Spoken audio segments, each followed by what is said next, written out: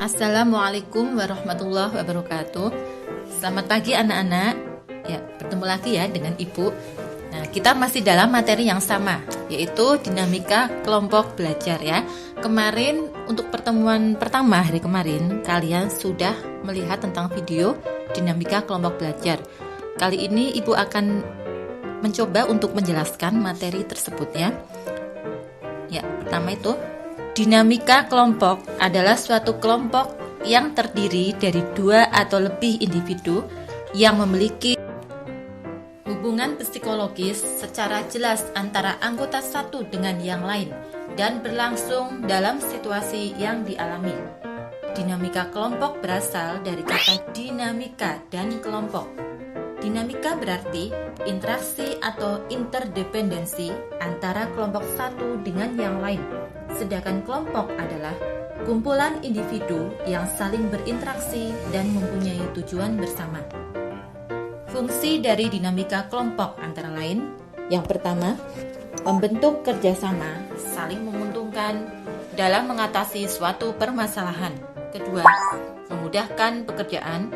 Ketiga, mengatasi pekerjaan yang membutuhkan pemecahan masalah dan mengurangi beban pekerjaan yang terlalu besar, sehingga selesai lebih cepat, efektif, dan efisien.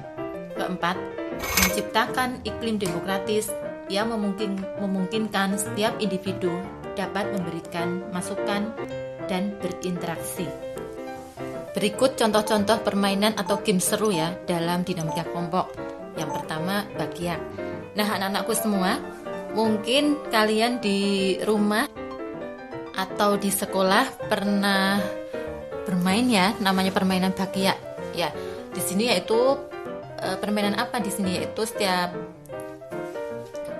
setiap orangnya maksudnya harus menggunakan sandal bakia ya. Peralatannya yaitu sandal dari kayu yang dihubungkan atau dengan yang lainnya menggunakan tali. Nah, cara bermainnya, setiap individu dalam tim mengambil peran masing-masing dengan menempatkan dirinya pada sandal kayu yang tersedia secara berbaris. Dalam permainan ini, tim melakukan pergerakan maju dengan menggunakan kaki secara serentak dan seirama, dipandu dengan pemimpin barisan. Ya, bila kelompok dapat melakukannya dengan baik dan cepat, maka merekalah pemenangnya. Yang kedua, ember bambu. Peralatannya apa saja? Bambu besar 2 buah, bambu kecil 10 buah atau sesuai dengan jumlah anggota dalam tim, ember dan air. Cara bermainnya, tancapkan kedua bambu besar dengan jarak 5-10 meter atau bisa disesuaikan. Letakkan ember berisi air di atas salah satu bambu besar. Setiap individu dalam tim memegang bambu kecil yang disediakan sebagai alat permainan. Pemimpin tim mengkomandokan kepada timnya untuk memindahkan ember yang berada pada salah satu bambu ke bambu besar lainnya dengan menggunakan bambu kecil yang telah dimiliki oleh setiap individu dalam kelompok. Ember tidak boleh jatuh dan hanya boleh memindahkan ember dengan menggunakan bambu kecil tersebut. Ketiga, rantai nama. Permainan ini dimaksudkan bagi kelompok yang belum saling kenal nama masing-masing agar lebih akrab serta memberi pengalaman tampil di depan forum. Langkah-langkahnya bagaimana? Pertama, peserta bersama pemandu berdiri di dalam lingkaran. Pemandu menjelaskan aturan permainan sebagai berikut. Salah seorang menyebutkan namanya dengan suara keras agar terdengar oleh setiap peserta. Kemudian peserta yang berdiri di sebelahnya atau kiri atau kanan menyebutkan nama peserta pertama tadi ditambah dengan namanya sendiri. Peserta ketiga menyebutkan nama peserta pertama dan kedua ditambah dengan namanya sendiri. Begitu seterusnya ya. Jadi setelah nama temannya, maka kita menyebutkan namanya kita sendiri. Begitu selanjutnya ya.